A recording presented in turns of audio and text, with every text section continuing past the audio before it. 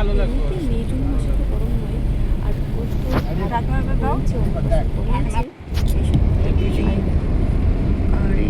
তো প্রায় ঠিক যায়।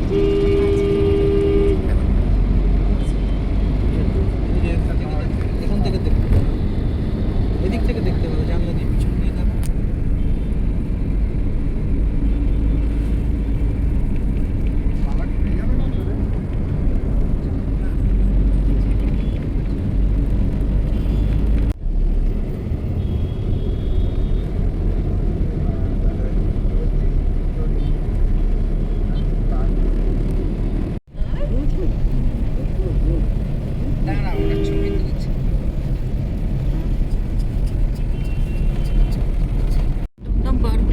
বেলঘরিয়া কাছাকাছি এসেছি, এখন অনেকটা বাকি।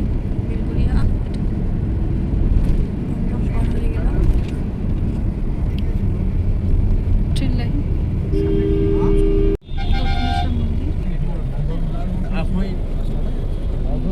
এদিকে সোজা চলে গেলে হচ্ছে গঙ্গা, তারপর হচ্ছে ডান দিকে গেলে বেরোবো। আচ্ছা, গঙ্গা এদিকটা গঙ্গা, আর এদিকটা তো দক্ষিণেশ্বর, তাই তো? দক্ষিণেশ্বর তো বাদ এদিকটা দক্ষিণেশ্বর, এদিকটা দেখাচ্ছে। এদিকে সোজা চলে গেলে গঙ্গা, গঙ্গার ঘাট। আর দেখছো দক্ষিণেশ্বর পার হয়ে গেলে আমরা আদ্যাপীঠে ঢুকছি। দক্ষিণেশ্বর পার হয়ে এবার আদ্যাপীঠে ঢুকছি। আউটসাইড করে দেখুন, ঢুকে গেলাম আদ্যা মায়ের মন্দিরে। এত সুন্দর পরিবেশ যে না দেখলে না এলে ভীষণ সুন্দর।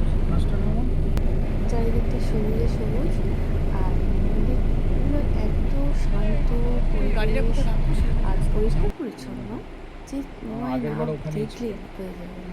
পরবর্তী ভিডিও দেখা হচ্ছে।